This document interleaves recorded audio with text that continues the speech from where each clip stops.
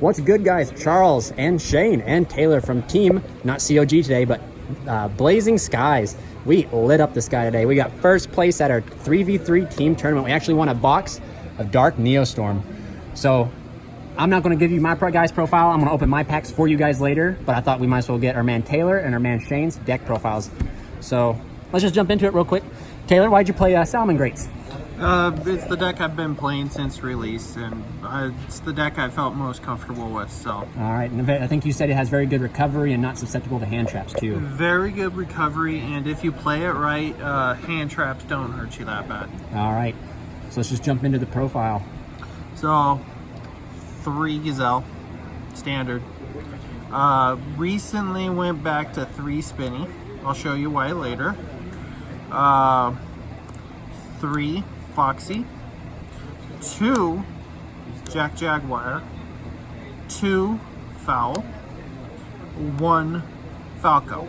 All right. Then to the hand drop portion of the deck. Did you play the 2 Jack Jaggers just so you could make the rank 4s a little bit easier?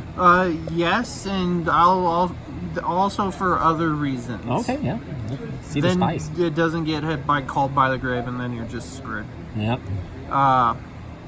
And there's another reason as well. 3 Phantasme. All right. 3 Ash. 3 Veilers. 2 Imperms. All right. And then to the spells, 3 Circles. Rhoda. For sound. 3 more Rhodas. Oh, 6 3 Rhodas. Signet Minds. The card that I almost cut but decided to keep in, 3 Called by the Grave. The reasoning that I thought to cut it was because, well, going second, it really doesn't do a ton. The only deck that it really does something against going second is Orcas, so then when they activate Symbol Skeleton, you could just banish their Dinky or Sue or their target. So that was the thought behind not playing that, and I was going to play another one of Impermanence, third one of the card that's coming up, and then Will or Lady Debug. That was kind of a wild card. I didn't know which one to actually put in. 2 Potted Desires. That's kind of the reason why I run more level 4s, because then if I'm forced to activate the Potted Desires because I didn't open anything, I'm less likely to banish my Jack Jaguar. So then I can still go off in combo. Then the 1 Sanctuary. And then to the traps, the 2 Rage, which is honestly the MVP trap. It's by far this. I rarely go into Roar anymore. The only reason why I even went into Roar today was because I was playing a Cosmo deck, and Roar Rage kind of triggers their effects. So Roar just was the better option. All right. That's it for the main. 40 cards, right? 40 cards. All right. And then for the side deck, we always play 3 Balinks. Oh yeah. Some people go to 2, but Wheelchair cat. I can't get myself to drop one. Then 3 Sunlight Wolf, 2 Heat Leo, which actually came in Brio Clutch today. The Orcas matchup, I just spun back Fog Blades. I spun back, or forced Fog Blades, and then just relinked into it. So it was kind of clutch. And it didn't go into this. I went into this once and lost. Lesson learned. Lesson learned. Didn't go into this at all, but yeah, I cut it once and then I hated myself. So it's never leaving again. And the rank 4 that I decided to play was Borreload. All right. The only other option that I'd probably go with if I were to just play one is Boral Sword, but this has more utility because it could get over everything in the Thunder Dragon matchup, whereas Boral Sword cannot. To play 2 Stalio instead of just 1. And then I went with a little bit of spice because I'm running more level 4s. I ran 2 Abyss Dweller. All right. And then for the side, which Yeah, we're the winning team. We'll show our sides. which I only went into half of, to be honest. Didn't side it in. 3 drolls. Didn't play any. I played 2, but it was the same person. 2 danger decks. But this overall isn't that great in the Orcus danger matchup, so I didn't side it in. These are by far better. So I sided those in, and they went in a lot. I think you're the only one in our entire team to play an Orcus all day. And then I played 3 Twin Twister. Titty Twister. That was probably the second most sided card. This is probably third, this is second, and then this card was probably number 1. Just blow out those combo decks. And then the cards that 3 more cards that I never sided in because I didn't face either Sky Striker or I got the Sky Pendulums. Striker. Nice, yeah. Order into Anti-Spell Fragrance. All right. Well, that's Taylor's deck profile, guys. I'm going to jump over. We're going to grab Shane. All right, Shane. What did you play? What's up, guys? Shane here from Team COG. Team Blazing Skies for the day. Oh, Blazing Skies, my bad. Light up the sky. So used to the COG. I played my Salamangreat deck. I haven't played this since Fargate. Subterror. Subterror. I haven't played this since Fargo. I've been messing with it a little bit. Played it in Denver. Denver, right? Denver, yep. But it's a pretty standard build. I did have some spice. Me and Taylor, this kind of were improvised by that. It wasn't even in there until today. It did some work, but let me show you guys what it was. So we of course start off with the 3 Guru. Guru is the heart and soul of the deck. He's what makes this deck playable. If you're not hitting Guru first turn, you're probably not winning. There's a few cards you can use to stall, like Nemesis Archer, but in reality, you need to see Guru as quickly as possible. So you play a few cards to help you that. We'll see those later. We got 3 Subterror Fiendus. Fiendus is the negate anything, flip a card face down. She is the reason Guru is so good, because you can search a hand trap that will literally stop anything as long as you control a monster. It's the greatest.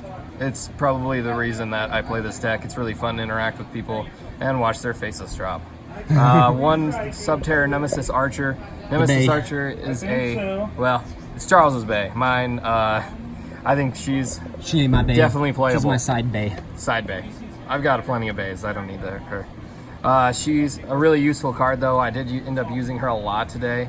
I used her to spin off Altergeist and Dinos. I ended up spinning off a lot of Dino Recruiters because that was one of my matchups. I hate dinosaurs. But flipping stuff face down with Guru and then spinning it with Nemesis Archer is a really, really fun little interaction. It's all right. He's all for pro extinction. We clap those dino cheeks. There's a reason they're extinct, and they're going to stay that way. Subterror Behemoth of Mastrix, probably the best of the Subterror Behemoths. It came in handy a lot for its removal. People kind of have a hard time dealing with it because of its big butt, because he's dummy thick. 3 Ash Blossom and Joyous Spring. You can't play less than this in here. I'm not playing as many hand traps as I like to be, but she's a really great forehead. She'll stop a lot of stuff. And then we got 2 Effect Veiler. I don't know if it's a boy or a girl. We're not assuming genders here. This is a PC. Get your assuming ass out of here. But Effect Veiler is a really good hand trap because he's not once per turn, so if you drew into both of them, he's usable, and he doesn't care about your opponent's chains, so you can target. There's a few situations where he's not as good if you end up with him. Excuse me. Oh, sorry. I didn't mean to assume his gender. I'm sorry. Forgive me, Internet. It is a very great card, but it's not the best hand trap. If I could find some better options, I would. But as far as hand traps, Ash Blossom and Effect Veiler are best. All right. Forgive me, internet, for I must die. For the Roast him, misgender guys, roast of him. Effect Veiler. Now, you're playing 3 Hidden City, of course. You want to see this as soon as possible. It's an activate and search. It gets you to Guru as quick as possible. And then its secondary effect to flip over the Guru to search is really that makes the engine run first turn. If it wasn't for that flip effect, you wouldn't be able to help. We got the 1 Subterror Cave Clash. Yes, this floated to your hand like every game. I saw this so much until I needed it. The one of curse got to you. There was one time I did need it. I saw it just in time in order to get over a monster. I think it was an inspect border. I can't quite remember, but it was useful. I wouldn't cut it, but it was definitely something that got to be a pain in the ass sometimes. And then here's the spice of this deck. We got 3 Mystic Mine.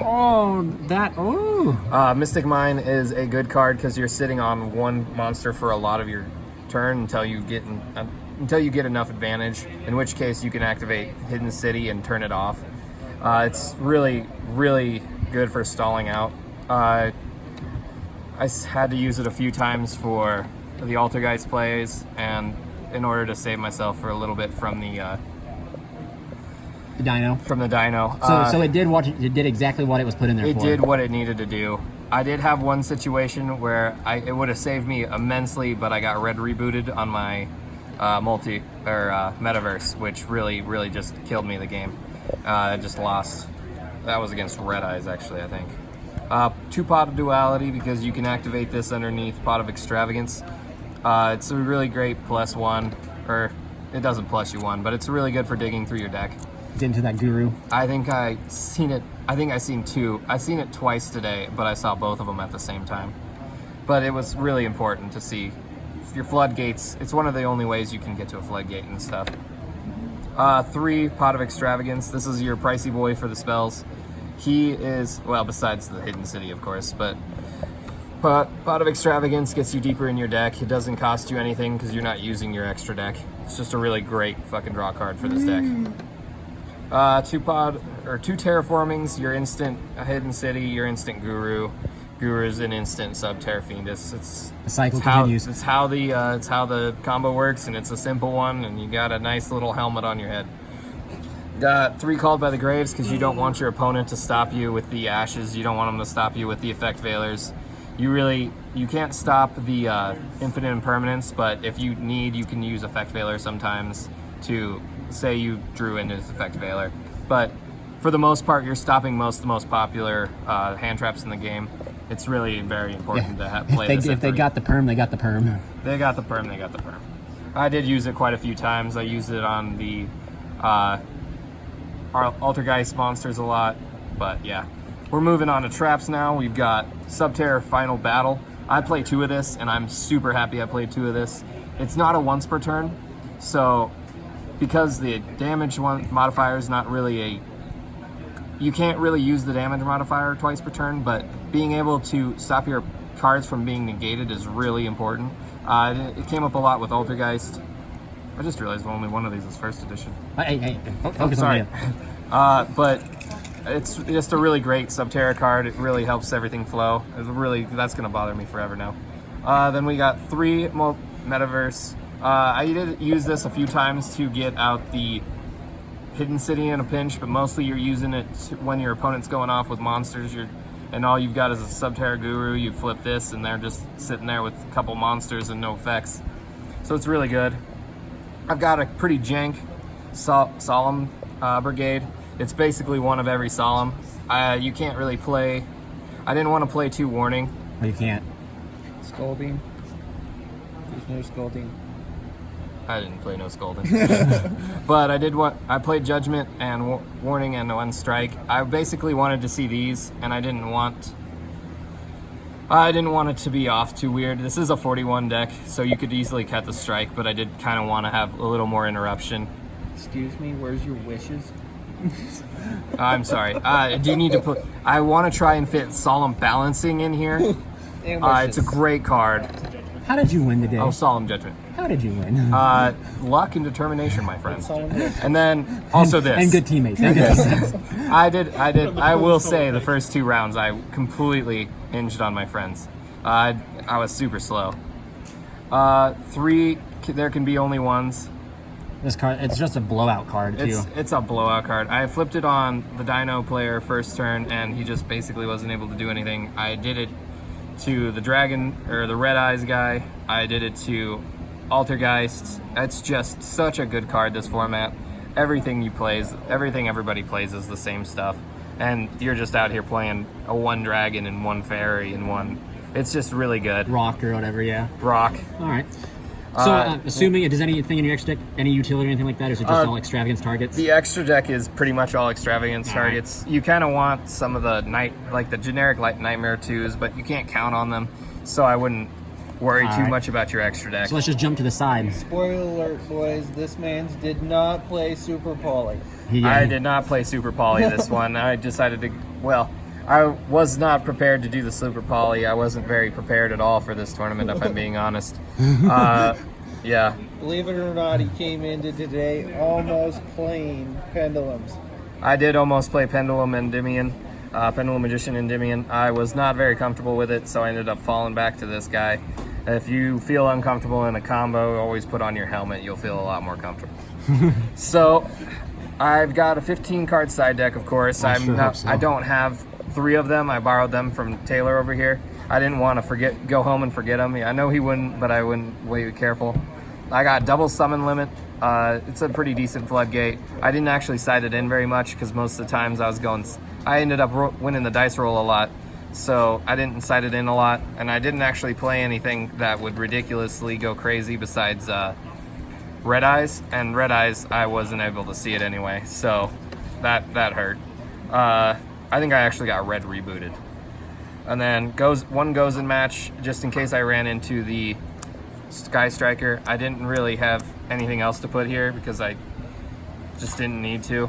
We were building this last second, guys. It was a pretty last second side deck. I didn't build. expect to need it. We kind of wanted to have like a if you look at it, it's like low ceiling, medium ceiling. Then I played in like order to make it fair, ceiling. I got prepared at the last minute in order to make it fair for them.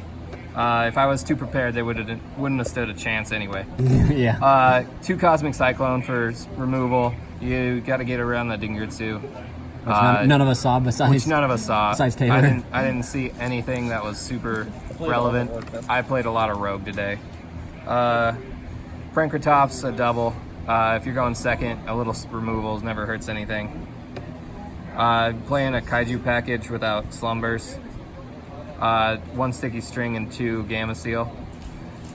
Just tribute over your opponent's stuff. You need your normal summon, so you can't use the raw Sphere Mode, unfortunately, but well.